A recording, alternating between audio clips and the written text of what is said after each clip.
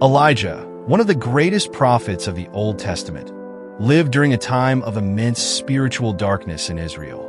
The people had turned away from God, worshiping the pagan god Baal under the influence of their wicked leaders, King Ahab and Queen Jezebel. But in the midst of this chaos, God raised up Elijah, a man of bold faith, to call the people back to him. The story begins with Elijah's bold confrontation with King Ahab. Sent by God, Elijah marched into the king's court and declared a terrifying prophecy.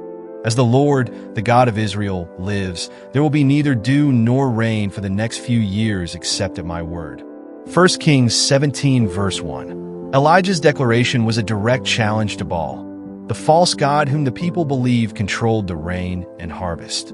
By stopping the rain, God would prove his authority over nature.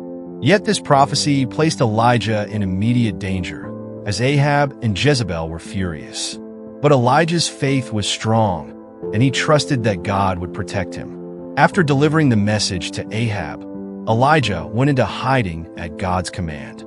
He fled to the Kerath ravine, where God promised to provide for him. Each day, ravens brought him bread and meat, and he drank from the brook. For months, Elijah stayed there, relying completely on God to meet his needs. But eventually, because of the drought Elijah had prophesied, the brook dried up. Even when circumstances seemed bleak, Elijah remained faithful, trusting that God would guide his next steps. God sent Elijah to Zarephath, a small town in the region of Sidon. There, he met a widow gathering sticks. She was poor, with barely enough food for herself and her son. When Elijah asked her for a piece of bread, she replied, "I have only a handful of flour in a jar and a little olive oil in a jug. I am gathering a few sticks to take home and make a meal for myself and my son, that we may eat it and die." 1 Kings 17 verse 12. Despite her desperate situation, Elijah assured her that God would provide. He told her, "Don't be afraid. Go home and do as you have said, but first make a small loaf of bread for me. For this is what the Lord, the God of Israel, says, the jar of flour will not be used up, and the jug of oil will not run dry until the day the Lord sends rain on the land." 1 Kings 17 verses 13 to 14. In faith, the widow obeyed.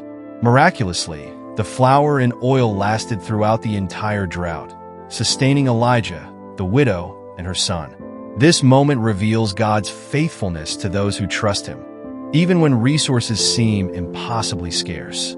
The highlight of Elijah's ministry came when God commanded him to confront Ahab and the prophets of Baal once again. After 3 years of drought, Elijah challenged them to a contest on Mount Carmel to prove who the true God was. Hundreds of people gathered to witness the showdown. Elijah addressed the crowd. "How long will you waver between two opinions? If the Lord is God, follow him. But if Baal is God, follow him." 1 Kings 18 verse 21. The challenge was simple. 2 altars would be set up, one for Baal and one for the Lord.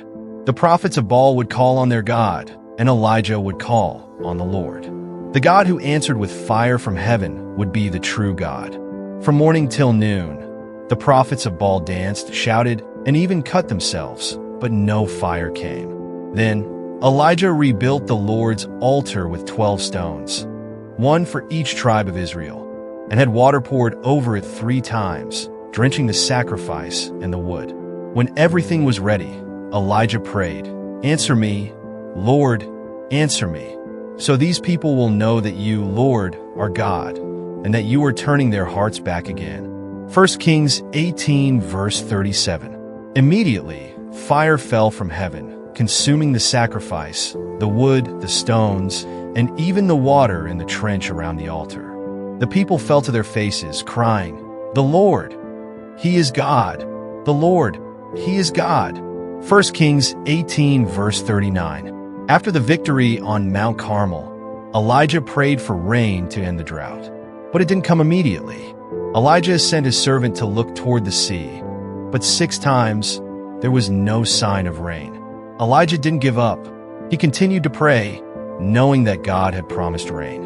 On the 7th time, his servant reported a small cloud, as small as a man's hand, rising from the sea. Soon, the sky grew dark, the wind blew, and a heavy rainstorm came, breaking the long drought. Despite his great victory, Elijah was not immune to fear and discouragement. When Queen Jezebel threatened to kill him, Elijah fled into the wilderness, feeling utterly defeated. He sat down under a tree and prayed, "I have had enough, Lord. Take my life." 1 Kings 19 verse 4. But God wasn't finished with Elijah. An angel appeared and provided food and water for him.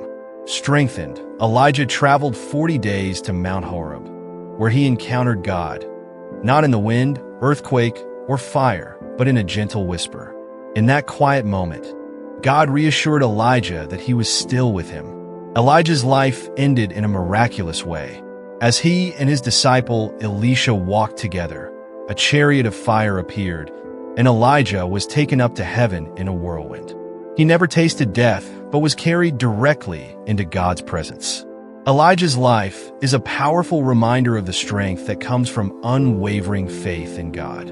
From his bold challenges to his quiet moments of prayer, Elijah teaches us that God is always in control, no matter how impossible the circumstances may seem. His story invites us to trust in God's power, to persevere in prayer, and to listen for his voice in the quiet moments of our lives.